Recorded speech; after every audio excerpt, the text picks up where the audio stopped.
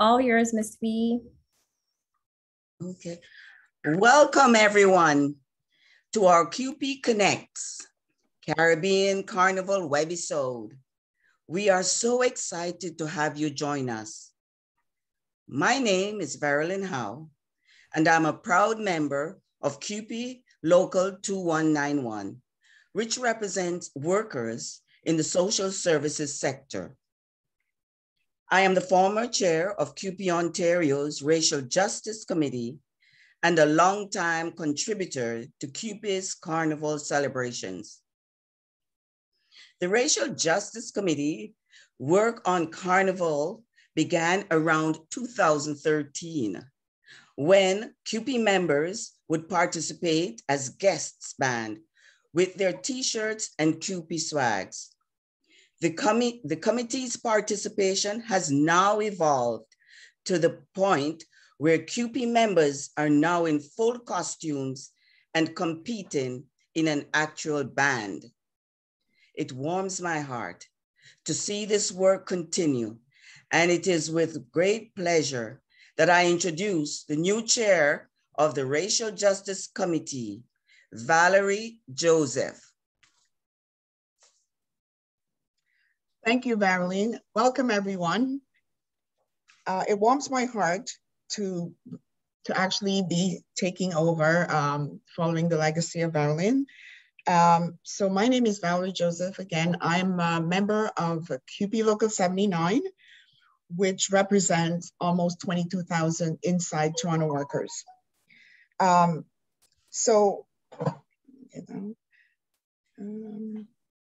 Just give me 1 second, sorry. So we have the committee members who are going to introduce themselves to you. So committee members, if you could introduce yourselves to the audience. Good evening, everyone. Welcome. My name is Joy Davis. I am from CUPE 4400. I'm also a committee member here with you guys tonight. Welcome. My name is Yeti Atilola, and I'm from Local 1750, and I'm a committee member of the Racial Justice. And thank you. Thanks, Yeti. Is Sharon with us? I'm sorry, my mute was on. Well, look at that. Well, welcome everyone. Just so happy that you could take your time to join us today. I'm Sharon Stanley, member of the Racial Justice Committee, and glad you can join us for tonight's webisode. Local 101, London, Ontario. Thanks, Sharon. Welcome. John, are you there? John? Connie? Okay. And Cheryl? Good afternoon, everyone. My name is Cheryl Robb from CUPE Local 79, and I'm a member of the Racial Justice Committee. Welcome, it's good to have you. Thanks, Cheryl. Do we have John or Connie with us? Yes, sorry, I was muted there. My name is John Badisar. I'm from Local 4400. We are Toronto education workers. We're 18,000 strong across Toronto GTA. Thanks, John. So we're just missing Connie at the moment. So perhaps we can come back to Connie if she's not available right now. We would also like to thank, or to acknowledge rather, the work that a former committee member has put out for this committee, Rebecca Jagashaw, who is also a member of CUPE Local 79. She has been helpful with the Racial Justice Committee, as well as with the carnival celebrations that we've put on for years. And we'd also like to thank Epic Carnival, because without them, I don't think we've been this successful. Second. Our human rights advisor, Kimberly Phillip. Oops. Sorry. I just lost my contact. Verilyn, can you help me out? I just lost it. Sure. Okay. So Valerie was just about to introduce you to the human rights staff advisor, Kimberly Phillips, and she will help moderate parts of the question. We invite you to share your questions with us, which Jerry and Gerald or Stretch will respond to later in the program. If you would like to submit a question, please either add it in the chat or use the Q&A function. I'm now going to pass it on to committee member John Balazar to formally introduce our two speakers, Jerry Weeks and Gerald, otherwise known as Stretch Augustine. Sorry, John, just before you go, just for audience members who need translation or interpretation, there is an interpretation globe at the bottom of the screen. So where you see chat, raise hand. And so to access the English channel, you click the interpretation globe and then click English. Or if you need to access the French channel, you can do the same thing, click the interpretation globe and click French. Okay, thanks everybody. Back to you, John. I have the pleasure of introducing, just get me a second here.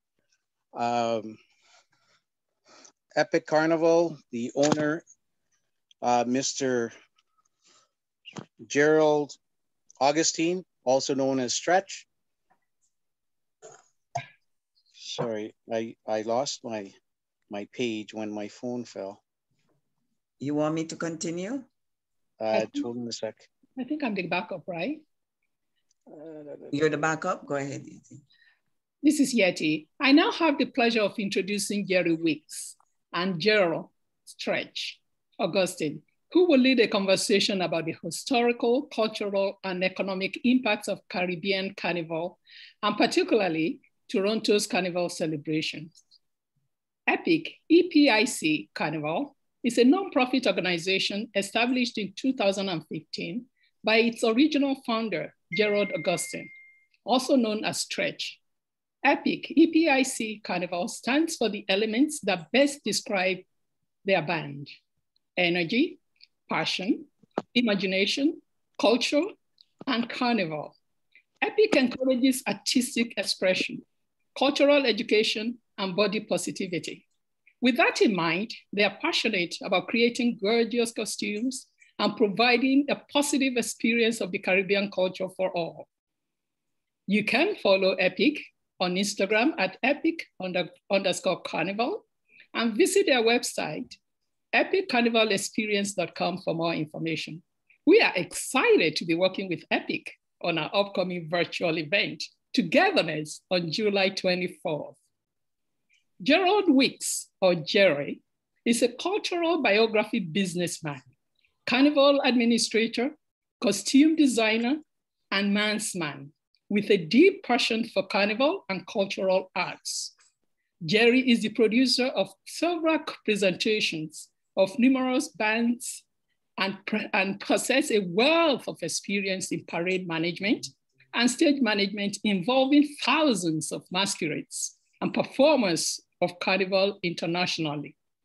Recently, he held the position of parade operation management for Toronto's Caribbean Carnival from 2017 to 2019. Jerry is the former president of the Trinidad and Tobago Carnival Bands Association from 2012 to 2016.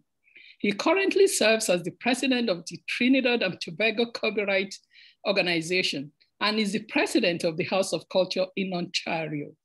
Jerry's motto is, when one begins to understand culture, only then we as people will begin to respect the values of each other. Welcome, Jerry and Stretch. Can you start by telling us a bit about why you think Carnival celebrations are important? Thank you for having us. Thank you. It's a pleasure to be here. Certainly intriguing and exciting to be speaking about Carnival, our passion, basically. And when one talks about Carnival and what it represents, the diversity, the rich diversity of our Caribbean people, the emancipation of slavery, the presentation of our culture and our arts, the elements that bring joy and passion to creativity globally in many cases. That speaks to the importance of Carnival, the richness of our heritage, where we as the people have come from in terms of bringing our culture to the global stage. And in itself, that whole cultural element speaks of its importance.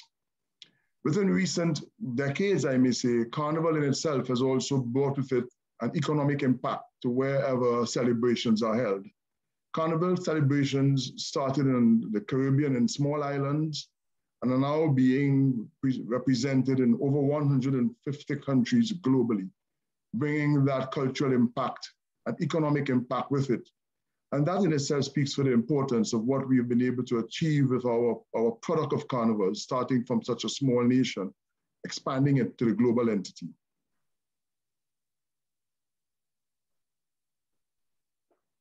And to add to that, it's wonderful to see that we have such good sponsors to promote our culture in Toronto here. That helps out the smaller bands and the larger bands to get bigger and take the walk of different cultures to join and to celebrate with us in Toronto here.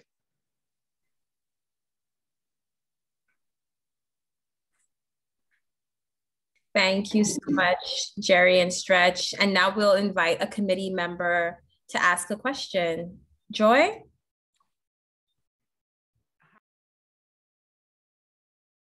So my question is, or our question is how do you think the pandemic has impacted Carnival, the masqueraders, and all those who work to make Carnival what it is over the years? Because we know the last two Carnival, last year and this year, we couldn't do Carnival the way we were used to. So how do you guys think that this pandemic affected it? Well, basically, the pandemic in itself has affected the entertainment industry in general. Our industry, which we consider as the Carnival or the culture industry, has been greatly impacted by that as well. When one understands what it takes to produce a festival of this nature, you would understand the length and breadth and the depth to which a lot of people in the community, starting with the grassroots, have been affected. The development of mass bands and mass camps is almost like a production entity within itself. And several stakeholders are involved in these massive productions. Some are not always seen by the general public because it happens behind the scenes. But it has affected, and it will continue to affect for some time, a number of entities, a number of stakeholders, a number of people who have expressed their culture and their passion in many ways over the years. And in some cases, it benefits a lot of people financially. It's an industry within itself. And that has greatly impacted. The hope that, the pandemic will soon be over and will it lead to some level of normalcy is not necessarily known at this point in time, but its impact has been felt throughout the length and breadth, and I dare say the veins of the people who have developed or are behind this type of event. Even the volunteers are feeling it that way. The ones who come out and help out is disappointed that they cannot come out and support the culture and put a little effort back into the things that's going on. Even the elements of tourism have been impacted by this as well.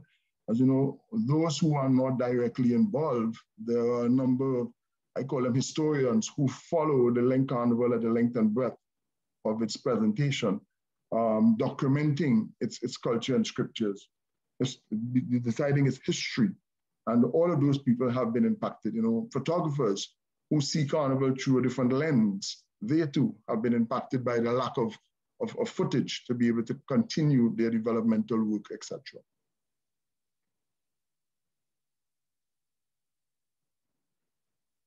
Thanks so much, Jerry and Stretch. And Yeti? Yeah, thank you very much. The question that we have for you is, why do you think supporting Carnival is important? And what would you like to say to our CUPE members? Celebration of Carnival is something that needs to be supported by, I would say, the corporate world for its success. While we as a people, artistic-wise, developmental-wise, have a passion for it, it cannot be represented without the support of corporate support. Through its cultural expressions, through the fact that it's developed based on an artistic background in that nature, maintenance of its rich heritage, helping to develop its cultural legacy, and support for its well-being comes from the back end of what I call cultural and partnering support. Organizations like CUPE, where you have a diverse background of elements that can support artists in any nature, in any form or fashion, is always looked upon to support events or cultures of our nature, which involves Carnival support. The very development of the people who support and are partnering in the development of Carnival are out of the entire background of the struggle that goes with supporting the cultural veins of the organizations that put these things on. So in the case of CUPE, where CUPE is in fact supporting organizations like EPIC, it's a massive backbone that you provide. Probably you're not even aware of what you're doing. You're not even aware of the level of support that you bring to organizations like this. But it supports the art, it supports the culture, it supports the development, it brings forth the educational piece that is required to develop that legacy and that heritage that keeps this festival alive. And to add to that, I would like to thank you all for supporting me for all these years so that we can teach the kids in our culture to grow so they can learn more about the culture and the Carnival and how to learn to do the art part of the work. So I can thank you all for supporting me that way. So we can move on and teach the kids for tomorrow the things that they can learn from our culture. Thank you, Jerry and Stretch. And so we just wanted to see if any of the committee members had any questions for you. So Joy, Yeti, Verilyn, John, Valerie, Cheryl, Sharon, any of you have questions for Jerry and Stretch?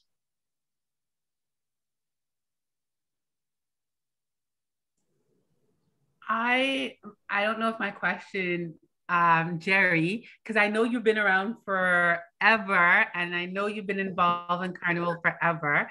So I was just wondering, I know back in the, say the 19, like not the 2000, before the 2000, how does Carnival differ from back in the 19s to the 2020 now different, if that makes sense?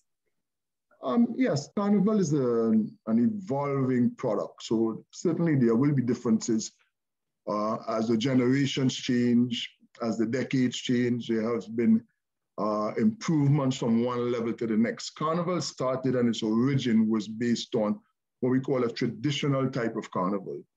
So costuming and styles, even the music was presented in a different format in the earlier stages. And that evolved. So there's a massive difference in the way carnival was presented in the 19s to how it is now in the 20s. In terms of the style of music, the music is a bit faster now, for example. The style of costume is different. In terms of the generational gap between one presentation to the next.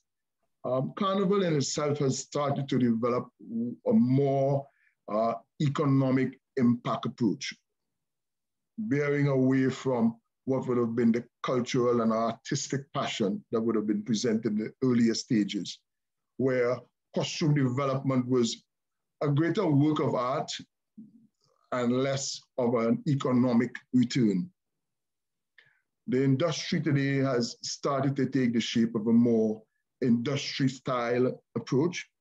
And so there are more economical gains to be developed out of the productions. And it creates a slightly different approach and a slightly different type of development.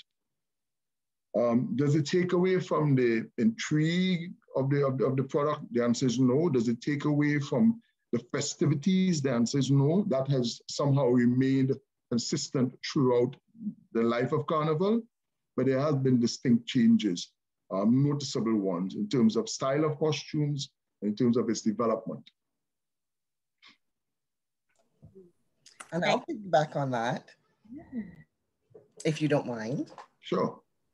Now, given that you've indicated that that we do morph from the early 20s to now, can you give us kind of rundown? Because it's not just only about the costumes and the music and what have you. There are different aspects within the whole festivities. Is there not? Like, for instance, when it starts, the day it starts, the festivities start, you have people doing jab jab, right? Which is something totally different. And then that goes into a different day where there's maybe some panorama. So kind of give us a scope of the whole carnival itself. Well, Carnival, it's so diverse that it has so many different elements that go to it. And it also depends on where it is celebrated. The origin of Carnival started in the modern era, that is, started in a little island called Trinidad and Tobago. And it was really depicting the emancipation and the freedom of the slavery. And Carnival started as a result of a riot, as I may call it, that it was known from something called Cambouli. And this was because the French settlers on the island at that time, they had their own masquerade balls that took place. And it was presented just before what we call the Lenten season, because it was related to the Catholic calendar. So the French will have their balls prior to the Lenten season, which leads to Easter. And the slaves used to have to endure these parties and were not able to be involved. Eventually came the freedom of slavery, the emancipation of slavery in the early 18th century. And that resulted in the slaves having their own type of celebrations called Cambouli. Of course, it was mocking at one point in time. They were mocking, and the lewd and suggestive behavior was mocking the behavior of the French settlers. And at the time, the British colonials who were in charge of the island at that time felt a bit of disgust by what was happening, which was really mocking the way they treated the slaves in the earlier days, and sought to put an end to the celebrations. In an attempt to do that, it created a riot. And that riot is what gave birth to Carnival, really. And then there were several segments of Carnival from there. So Candomblé, as we know it now, is really called the ceremony that begins the beginning of Carnival. And then that leads into something that we call Juve, which speaks about the depicting of the elements of slavery and the treatment of the slave masters at the time, how they were treated. So all of the traditional characters present themselves during that Juve celebrations. And then that led to what is now known by the international community as Carnival, which led to now a different look of the presentations, where the artistry and the pleasantries and the development of costume and dance with the use of feathers and beads, etc., brought a different element to Carnival. So in countries like Trinidad, all of these elements are celebrated, hence the reason we call Trinidad the home of Carnival. Of course, countries like Canada in 1976, through our immigrants who migrated from the Caribbean to places like Canada, brought the traditions with them. And it was brought as a gift to Toronto, hence the reason Toronto's Carnival was born, or Caribana as we know it. The birth of that, however, is very difficult to have it celebrated exactly like it did in Trinidad, because there are different rules, there are different laws, there are different regulations that will allow for the celebration to take place in countries like Trinidad or other countries of the Caribbean, very different to the laws of Toronto, Canada. So for example, the way we consume alcohol in the Caribbean is not the way you can consume alcohol here in Canada. It's very different. So there are different elements that determine the way the celebrations can take place. Hence the reason why some of the elements that are celebrated in the Caribbean are not celebrated here. Simply because, one, what it represents, it ought not to be shared internationally in some cases, like the depicting of slavery, depicting the way we were treated by the white man in those days. It's going to be, irresponsible of us, in my opinion, to have that presented in another country where it was not born, but you're still trying to celebrate it in that way. The way we present some of our pieces, for example, you will recall a few years ago, one of our band leaders here was trying to produce an element that spoke about pieces of the First Nation. And the First Nation committees here had real problems or adverse problems to the way in which it was presented. And that's because the history of how it's presented in the Caribbean, based on the South American Indians, is very different to how it is presented here to the North American Indians. So we have to be careful as well as to how the elements are presented. But there are, as you would rightfully ask, Sharon, different elements of Carnival that take different forms in its cultural development. But that's just from the costume perspective. We also have the musical side of that as well. It started with Calypso. And Calypso was born out of what we call Pekong. Pekong was the way in which, again, the natives spoke about their leaders at the time. You know, they would give Pekong to the Governor General, they would give Pekong to the Chief of Police. And again, if those, they had to take it because of the way in which it was being presented in a cultural form. The ability to take that and bring that to Canada, it will be out of place to do so, because then we are bringing the language of one country where it was represented and trying to bring it into another country, which will not go along very well. And then the third element of it was the development of our instruments. The steel band was created in Carnival, in Trinidad in particular, and now it has been brought forward in that regard. All right? So there are several elements that we can take in that direction. That's awesome. I'm so happy that you were able to share that with us. I was going down memory lane with you there. Yes, of course. Just thinking about those things, and the whole piece with the costume and the time you wake up in the morning and all of those pieces. And I think it's important for people to know that all of these. We definitely would not have time today to go through the full diversity of it because of time restrictions, but certainly there's a lot that goes with the elements of Carnival in general. Yeah. So it's Marilyn. Sorry. Was someone else going to ask? So just a quick question. How was Pan introduced to Carnival?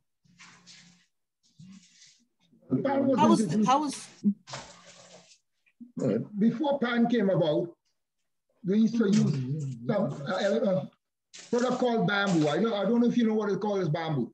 Yes, sir, I do. Yes. They used to use the bamboo to make music out of that from before. So that's how they started playing their music on the bamboo. Then the pan came about by people, one guy from an oil drum, and he started tuning it and making different notes out of it. So after a while around, he started creating his own musical notes and put it together. And then they start bringing the pan, introducing the music on the road. That was the last instrument that was made, I think. So they introduced pan into the carnival for the music instead of the bamboo now, because you get a sweeter tone of music with the songs. So they brought that along, and so for the masqueraders to get a better song for the music and enjoyment. It's really a development. What Stretch is talking about is something we used to call tambu bamboo. And it was an African beat really that came out of Africa, which created that tambu bamboo type of music. And then again, the oil drum was discovered because it was the discarded oil drum that started to create it. It started with one note, then it went to two notes. And then of course, an intelligent individual came up with the ability to develop it into a number of notes. And then it evolved into what we know today as a steel band. Of course, there's a lot of historical banter that goes with this production, who are the real producers. But there are a number of people in Trinidad who would have worked towards the development of what we know it is today. It is, as Stretch mentioned, the modern invention of music, musical instrument. It is the most recent musical instrument that have been developed globally and continues to be an intriguing product as we continue to work with it. Thank you. Stretch, you have more time? And the first I was just gonna add this thing. The first national steel band of Trinidad and Tobago to leave to come aboard was my dad in there, #1 in there, Norbert Augustine. Was one of the first person come out aboard to teach steel pan across the world. Oh, that's good. I didn't even know that. So can I ask a question? Yes. So I want to ask, what are some of the misconceptions that some folks may hold about Carnival? Oh, there are a number of misconceptions that people can hold because of how you view Carnival. You know, there's something about culture that I say to people, and I think in my notes I said it. When one understands culture, then you will understand the description of people. You will understand how to relate to each other. And if you don't have an understanding of the cultural background of Carnival, its origin, its development, it's very difficult to understand it. And in so doing, you tend to misconstrue its elements. The elements of freedom is something that is very difficult to understand from cultures that do not understand our background. The freedom of people, the freedom of the mind, the freedom to be yourself is something that Carnival brings to the table.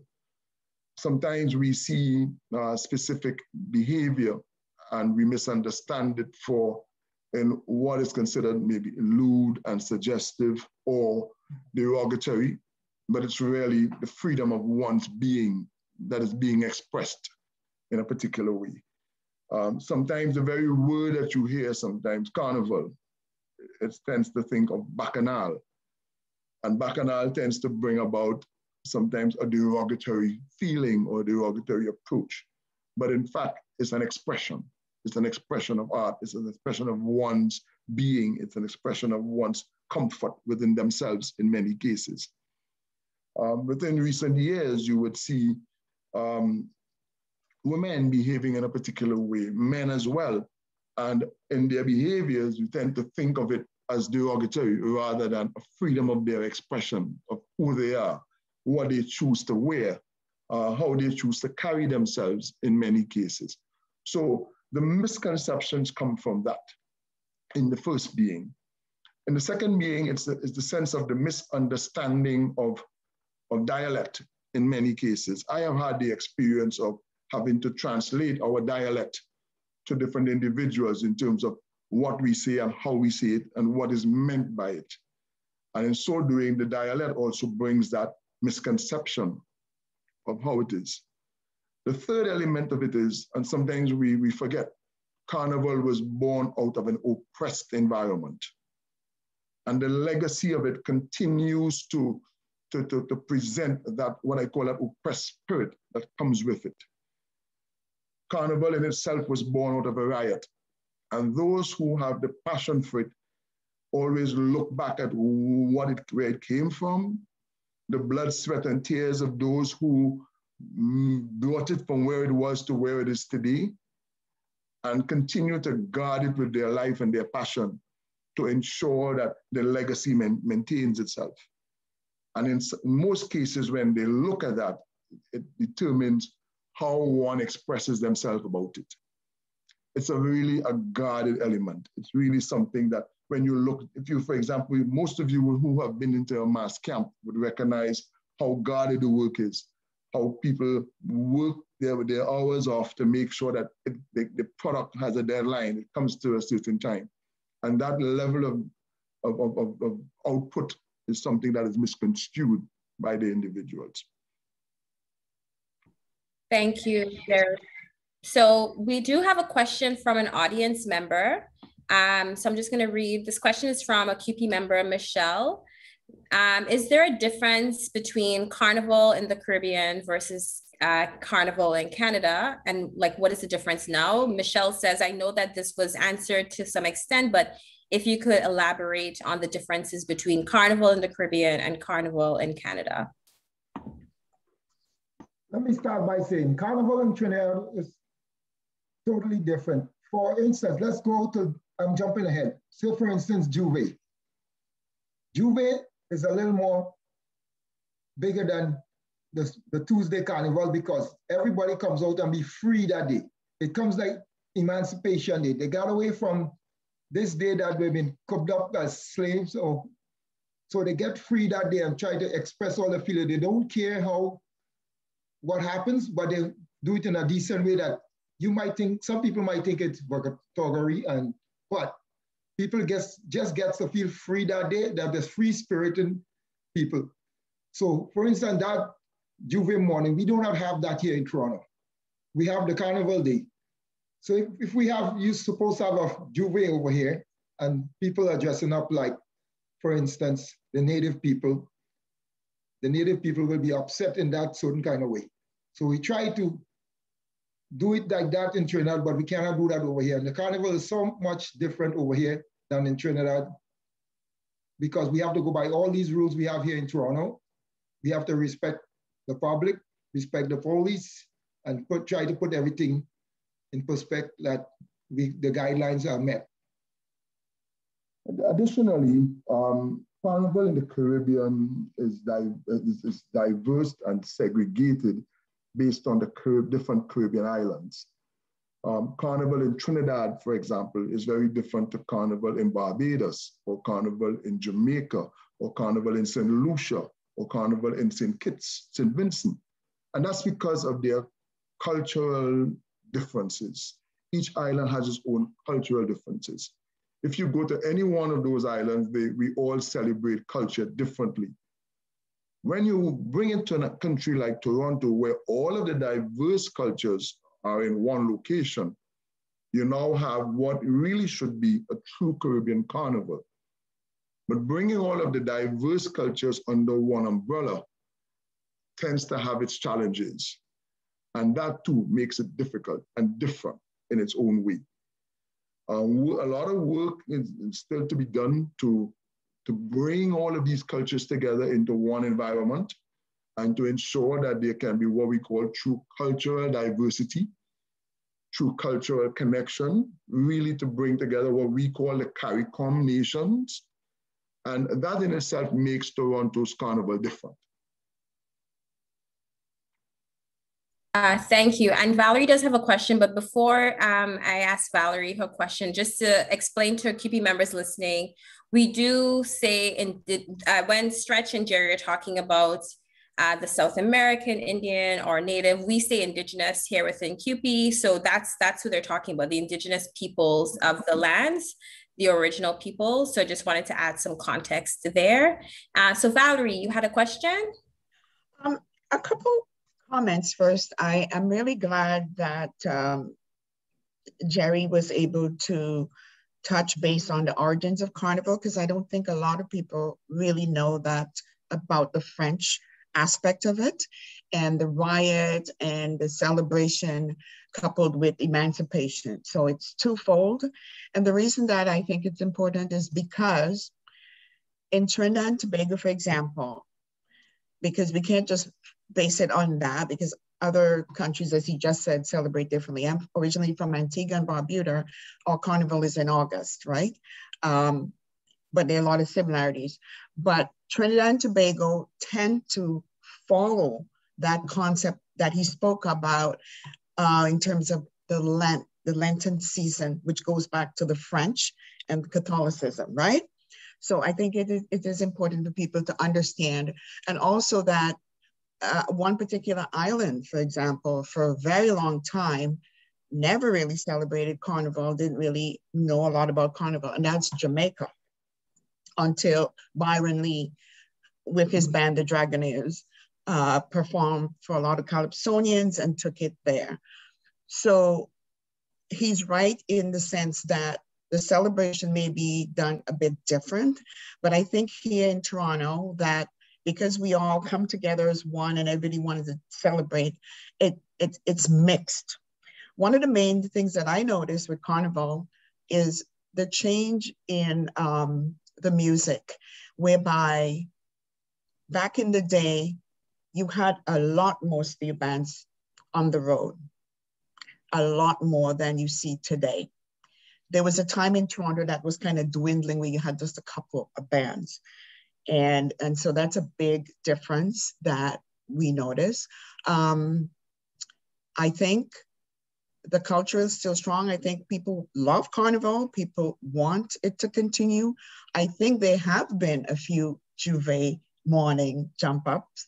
And again, even Juve, the connection to the French again, because the word Juve comes from the French verb ouvert, means to open, and that's the opening of Carnival, right? So I think we need to know all that. And I think we need to just keep it going for the, so the legacy can be passed on to the younger generation. And thanks to people like you guys, Jerry and Stretch, it's amazing the work that you do and will continue to do. Thanks. Thank you. Thank you very much, Valerie. Thank you, Valerie. So we do have a question from someone else, and this question is more so for Stretch, but feel free to jump in, Jerry. Why is it important to celebrate Carnival and with Epic, since you are with Epic? If you want to speak to that. It's important to celebrate Carnival with Epic because I'm trying to, for the kids of the future to come, I'm trying to teach, to let them know what is Carnival. So I can get a diverse community to come and join my band, and I can teach our culture to most youths that coming up today who don't know about Carnival. Even to bring them to the mass camp and have a class to teach them how to do a costume, how to learn to dance, build a junior king, a king costume or queen costume. That's the way I learn. So I like to pass on that to the future so the kids can come and learn from me. And I would like the parents to come and join so they can bring the kids to learn for the future what is Carnival about. I just want to add to that a little bit. Different bands have different backgrounds, and they also have different concepts. And I can tell you, I am quite familiar with Epic, Stretch in particular, from his inception. I knew when Stretch was a section leader in a band, and I knew when he had posted his intentions to becoming a band leader. And to become a band leader means that you are now undertaking that leadership role in the community, particularly when leading, as he said, the future, you know, the use of the future. And in itself, the band has become what I will call an institution, or is developing itself into an institution where education is the key. Education of our younger generation into the development of their arts and culture. Art and culture today is playing a big role in the development of a lot of kids worldwide, not only for creative arts with regards to the making of costumes, but also to the development of music, the development of the steel pan, the continuation of that development. And there's a huge movement taking place globally in the developments of art and culture. So Epic's Carnival's institution, as I call them, is just another element of that in terms of their development for the future. And I continue to support them in their initiatives. I continue to see where their vision is. And you know, it comes back to the question again, how can CUPE support and why should CUPE support? Because CUPE's role in development of organizations like EPIC is paramount for the development of the youth in the future, especially those who require that educational background, especially there are some of those who are from Caribbean parenting. They are descendants of Caribbean immigrants, but are looking back to the Caribbean to see how they can develop the art form for the Caribbean and take it further into the modern era. So that's the importance, and that's what I see in organizations like EPIC, taking this directional approach to art and culture. Thank you, Jerry and Stretch. Are there any more questions from the audience or from the committee members? I have a question, and I know they touched on it a little bit. Jerry and Stretch did touch on it because I had that question to ask before it even came up. Juve, like I just actually learned how Juve became a part of Carnival, but here, which this is the only place I've ever gone. No, I lied. I went to Juve in Trinidad, and I went to Juve here. And what I think the younger generation use Juve as like, to compare to what they do in Trinidad with Juve, that's not what the younger generation here does. Mm-hmm. I don't know if anybody experienced Juve here. And for Stretch and Jerry, for being in the business for this long, you know, what the difference between Juve here and, well, the one in Trinidad then, per se? Joy, let me first say, there's no Juve in Canada. There's none. Okay. What you attend is really a semblance of a Juve party. And they call it Juve in June or Jab Jab Juve, and that's really a party. And that whole Juve concept that depicts itself here is really, in my opinion, a lack of education of what Juve really is and what it really represents. As I mentioned earlier, Juve in the Caribbean, and I say the Caribbean because it's there generally now, but it started in Trinidad, as Verlene originally said. It's the beginning of a celebration. It's the beginning of the carnival. And it is used at a time by the natives based on its origin to depict the elements of slavery, where all of the characters of slavery came out. It started, for example, with what we call Jab Jab or Jab Malasi. And the Jab Malasi is a character who depicts a slave master with a whip, for example. And that whipping that he is talking about is the whipping the slaves received from their slave masters during their time of slavery. And today, when we celebrated Jab Jab in true Juve style, it's really the remembrance of what took place in the past, but it needs to be understood.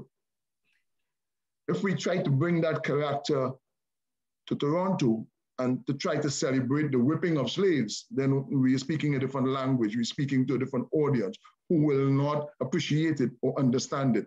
So in some cases, I believe it ought not to be brought out because of what it represented at the time.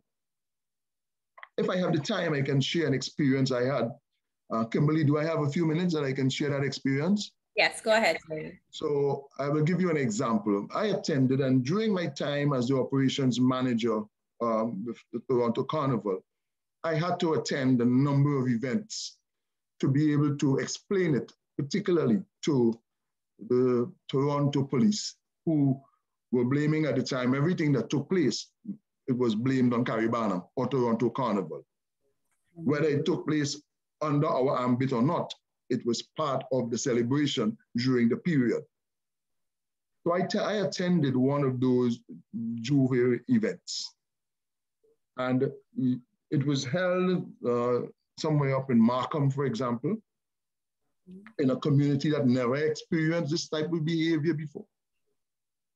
And saw thousands of youths in a park, all looking the same color now, because the coloring that took place, everybody shared in the color. So black turned blue, blue turned green, green turned red, and it all mixed up, and everybody, as you know in Juve, we all look alike. And that's what it is about, whether you're white, black, blue, green, Indian, Chinese, Negro, otherwise, we become one in Juve. And that's what Juve represents. So here it is that we had thousands of people in a park celebrating Juve in this neighborhood. The music itself is different. And the artist on stage is telling everybody, pick up something and run. And they're picking up everything, including bodies, and they're running, and they're grabbing tree branches and pulling them off the trees, and they're just running. And there was this group of white people living in the area, heard the music, and I was standing and looking at it, and they were briefly walking over to see what was happening. And the minute they got within a couple 100 feet of this and they saw it, they actually turned around and started to run. And I just said, oh my God, look at what is happening here. Because these people have no understanding of what they're seeing. They're not aware. And the only thing they can probably come up with is, I have just seen hell. Because that's what it resembles. That is really what Juve speaks about. The disgust of what the slaves encountered.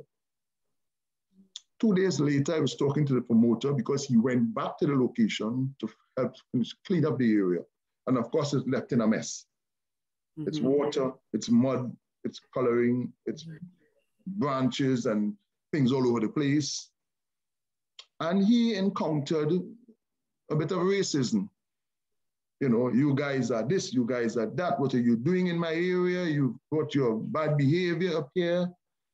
Subsequently, he was told by the city he can no longer have the festival there anymore or the event there anymore. And I have to explain to this promoter the reason why. Did you understand what you were taking into that area? Do you understand that you had to first educate your surroundings as to what to expect? Because if we don't, it speaks about the bad messaging that it sends. And that question came early. What is the message? What do we expect to achieve out of this? So this is where education is important. And education not only among our own community, but in general. And in every case, when I had to present for Toronto's Carnival, even at the city level, I had to go through the history. I had to explain what to expect. Hence the reason why during my tenure, initially before my tenure, the police were always confused. They always wanted this thing to stop by a certain time because they are seeing a riot taking place on their hands. Until you educate them and you explain what it is about, what the celebration represents, what to look for, then they began to become a little more comforted by what they were seeing. And then they recognized that it's going to be okay. But that education has to be presented. Otherwise, you will always find ourselves being in a situation of unacceptance because of a lack of understanding in the whole process. Thank you so much for that question, Joy, and thank you, Jerry and Stretch. We don't have any more questions from the audience, so I'm just checking to see if committee members had any other questions. And while folks are thinking if they have a question or not, I just wanted to say I really appreciate that you reminded us of the multiple histories that are in the Caribbean. Like the Caribbean is predominantly a region that is of African descent, but it's not only people of African descent. And so bringing in the histories and the lives of indigenous peoples in the region and how that shows up in Carnival, and some of that history around colonization is really important. So I really appreciate that you all spoke to that. John, you have a question? Yes, good evening again. Calypso is an element of Carnival, and in Trinidad and some parts of the West Indies, it's very, very political. Do you see in the past, from the 80s, 90s, coming to the 20s,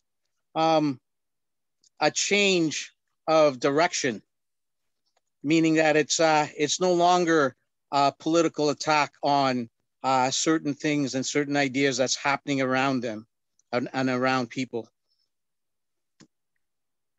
Yes, I do see that, John, because if you talk about the political background, long ago when you go to a Calypso tent in Trinidad, they used to sing about the politics history and they would put little slang in it towards the leaders of the country. Nowadays, they don't do that because it's evolving more a musical style instead of the throwing slang back to the governments and whatnot.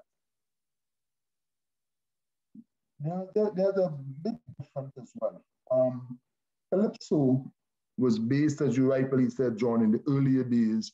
The pekong was put, and the word pekong means to ridicule the leaders of the day, the colonial masters, the French enslavers, the French plantation owners. That pekong was provided in a form of song, which was at the time evolving into something called calypso. There was a big difference, and I think Verlene made mention about the difference of Trinidad's Carnival and, say, Jamaica.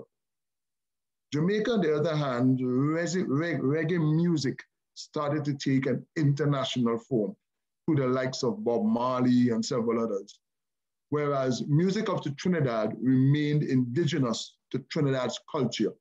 The songs were specifically based on providing pekong and music to our local culture. In an effort to have that music evolve and become recognized internationally, came the development of something called soca. And soca has now brought about the type of music that can be recognized, understood, and celebrated internationally, and does not speak always to local content. So that involvement in itself. Then within recent years, there has been what we started to see as what we call a crossover. The crossover music is now merging soca music with reggae music. We are seeing soca artists and reggae artists coming together to perform collectively on the Carnival stage. And then there were other types of music, indigenous to what Kimberly, I believe, spoke about, where there are different ethnicities in Carnival now. Chutney soca is a fusion of Indian music and soca music, using soca words or soca songs with Indian music or Indian dialect, and that's called chutney. And that too is an evolvement from calypso to the soca style, or taking it on an international basis. So there are several genres of the music now that have been transforming itself, geared towards an international audience for an international flavor, versus what took place in the past, where the pekong, as we call it, was provided strictly for antagonizing the administrators of the country at the time. I do have a follow-up.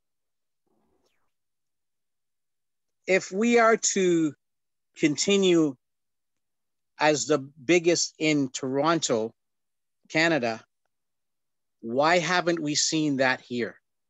Why haven't we seen the musicians that live in this country come and be a part of this community?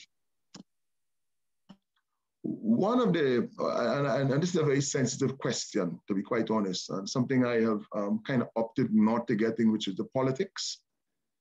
But one of the challenges that we have in Toronto is the lack of proper management and understanding of our cultural diversity, our cultural expressions, the cultural elements.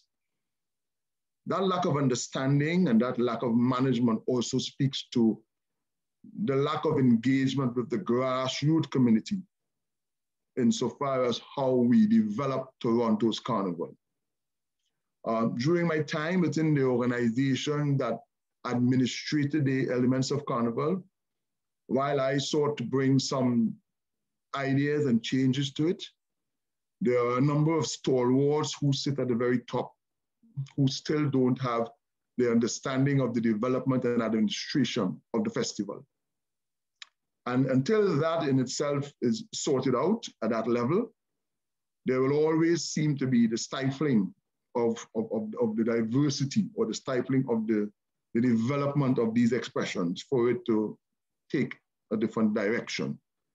There are a lot of local talent here, both in the creative environment, both in the musical environment, both in the steel band, that have not been recognized and rewarded for their works locally, I'm talking about. You may not be aware, but I can take the opportunity to let you know that I have started an organization here called House of Culture, of which I'm the president of. And House of Culture was born with a requirement to preserve, educate, and support that grassroots heritage, where we are now looking for all of these individuals to support their desire to come forward and bring their expressions, be recognized and rewarded for it as well. So that's something that's lacking in Toronto, Canada in particular, for its development of the festival here. Thank you, Jerry. So we do have 2 more questions. So I will ask the question that came in from an audience member by text. And then I see there's an attendee who has their hand up, Ali. So Ali, I'll come to you in a sec. But the question from the audience by text is, can you recommend good literature for children to learn about the history of Carnival? So that's one question. And I just, on that note, I want to big up local bookstores like A Different Book List, and people like Aita Sadu, who has been documenting and where you can definitely find good literature for all ages. But I'll leave that question with Jerry and Stretch, and then we'll hear from Ali, and then maybe you can respond to both questions, if that feels good. Sure, yes. Yeah. Okay, so Ali, are you able to speak? I don't know if we have to unmute you because it's a webinar. Let me see. Okay, I'm gonna click. Go ahead, Ali, see if you can speak now. Just have to unmute yourself.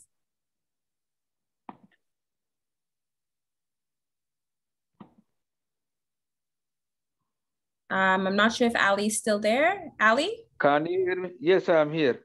Okay, you can ask your question quickly. Go ahead. Yeah, thank you very much for giving me an opportunity. And I would like to just to first mention that the African, the Black history goes back in Canada. There was a Black man in 1602, and nobody talk about it, and no school teach this history. But I find this from the Google research that there was a Black man in 1602 in Canada, and the French discovered Canada in 1605. And you can find out that our history and the culture is not just recently immigrated from Africa and the Caribbean island. So the other question I have is, the carnival is very important culture for all of us. I'm from Africa. In Africa, we still celebrate, we still, participate in carnivals in most African countries. We teach in school in Africa, even the university level. So why here in Canada, they don't, even in the USA, they teach it. Carnival, they teach in every school. But here in Canada, they never introduce in school curriculum. And I'm wondering why this is happening. Thank you very much. Thank you very much, Ali. So panelist Jerry, let me mute. Jerry and Stretch, I'm not sure if you feel like you can speak to the educational curriculum, but if you want to give it a shot. So I'll pass it back to Jerry and Stretch if we can spotlight them. And if you can respond to both questions. Thank you. Let me take the first one. With regards to literature for kids, there is a lot of literature available. Kimberly, you in fact spoke about Aita having a lot of correspondence in her library as well, in her bookstore. I don't know how much of it exists in the Canadian bookstores generally, but I know there's a lot of literature with regards to education for kids within the Caribbean, even within the curriculum. School curriculum, that is.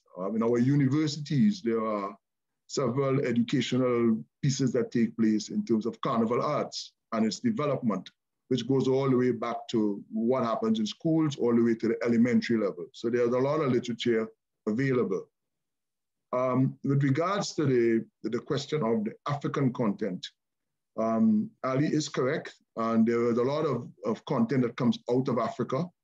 Somehow we have not been able to merge the dialogues together to be able to bring a symmetry of both elements. The Caribbean culture has always been identified as Caribbean very different from African culture for one reason or the other. Goes beyond my time as far as I'm concerned. But even within countries like Canada, there is still a lot of diversity and divisiveness with regards to how we celebrate our culture.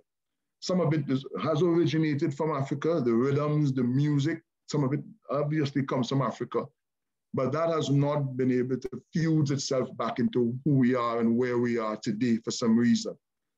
Caribbean culture somehow remains diverse in itself, and African culture still has its separation. I know for a fact that Caribbean carnivals and elements of Caribbean carnivals are being celebrated in Africa as we speak, some of the African countries. But has it really blended itself back entirely? The answer is no, and that is something that we ought to look at for the future.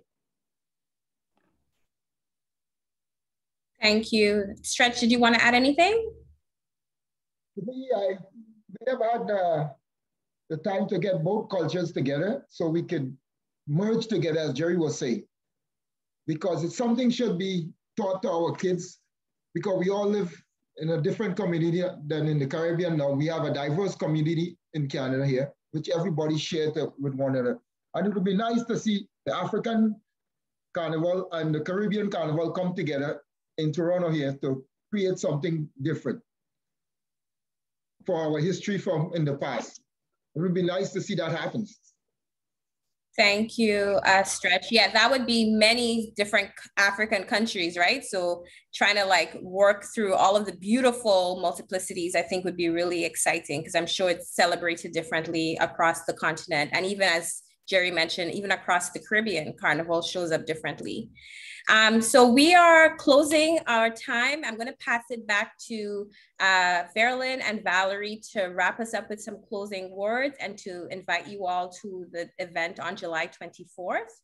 And I just want to flag, someone had flagged to me that they needed the French interpretation. This was mentioned at the start of the webinar, and unfortunately we are wrapping up, but there is the interpretation globe. So all you had to do was click the interpretation globe and click either French or English channel. So just something to keep in mind for future webisodes. But yes, we did mention that at the beginning. So Verilyn and Valerie, I'm going to pass it on to you to close, and then maybe Jerry, Stretch, do you have any final thoughts before we leave for the evening? I would like to thank you all for having this wonderful conversation about the history of Carnival with CUPE and EPIC. Thank you. I'd also like to say thank you for having me as your guest. It was a pleasure. I look forward to doing it again in the future. There's so much content that can be discussed about our beloved culture and our passion for our expressions. We live in a multicultural environment now where culture needs to be understood across the board so that we can live in harmony with each other and celebrate in harmony with each other. So having this initiative undertaken by CUPE is something that I really am happy that has started. Look forward to doing it in the future, and thank you again for having me. Thanks. Many thanks to Jerry and Stretch for joining us today. Your knowledge is just impeccable, and we're hoping that the audience who took the time to join us today in this lovely evening, that they learned something from you, from your expertise, from your knowledge, from your work that you put out for Carnival all these years. So I'd like to thank them as well. Thank you for joining us. I did add in the chat, if people are able to see that yeah, so far we only have 2 Black bookstores in the city of Toronto. So we have a different book list run by Aita and her husband. And we have Nile Valley Books as well. But some of the Toronto Public Libraries that are in the Black neighborhoods, I've mentioned them in the chat, like Parkdale. Dr. Rita Cox fought very hard to build that library up to have a lot of Caribbean literature, and it was very successful. We have York Woods, we have Fairview, and we have Barbara Front in North York as well. So without further ado, again, just to thank everybody one more time, please continue to support us. We will continue to bring you the Carnival, and we will just build on that. It's a great celebration, but as Jerry and Stretch mentioned, it's also a cultural event. We are highlighting our culture, and I think people are loving that and understanding it better, but there's still some things that we can work on. So I'll turn you over to Marilyn. Marilyn?